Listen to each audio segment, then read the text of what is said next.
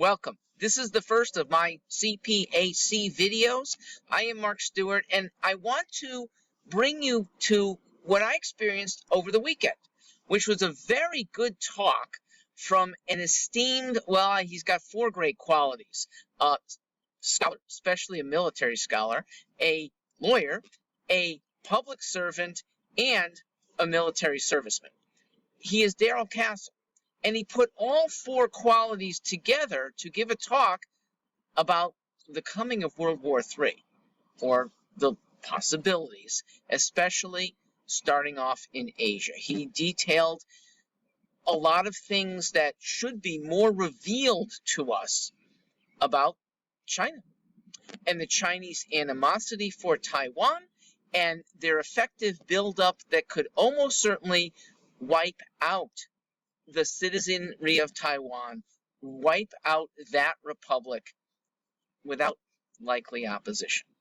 And why is there no opposition?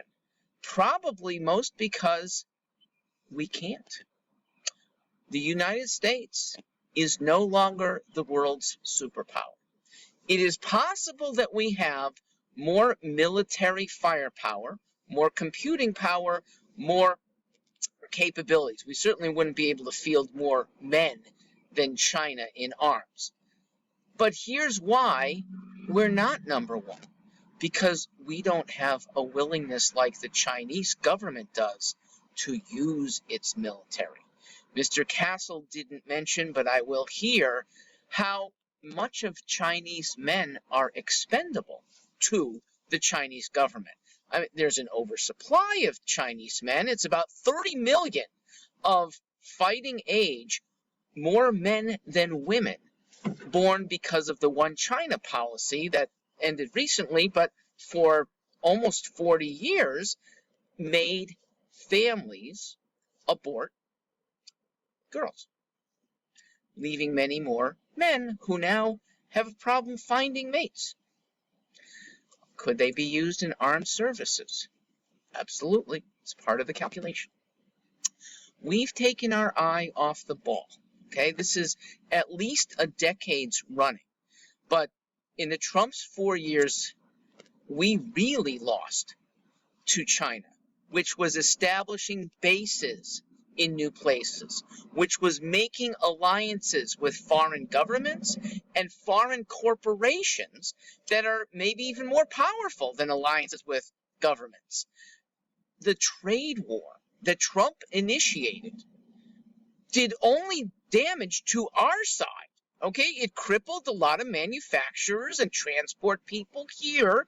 What it did to the Chinese, irrelevant, because they're used to being crippled by their governments anyway. They don't suffer. And even if they do, their government has a long-run plan, we don't have such things, that the suffering to them becomes worth it. So, would we now have the willingness to resist an invasion of Taiwan? Probably not. Certainly not with this administration, and here's why. The Biden administration doesn't appreciate freedom. They don't appreciate freedom here domestically. They lock people up. They restrict our businesses. They restrict our social lives unnecessarily. They certainly don't appreciate freedom abroad. They're not going to get a militarized America to go and fight for a principle that we used to be willing to fight for.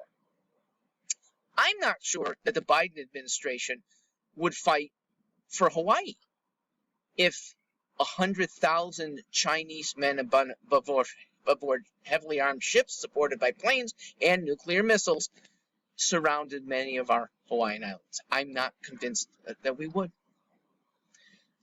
Now, we have been cavalier about China, and I want to add to what Darrell said about Europe.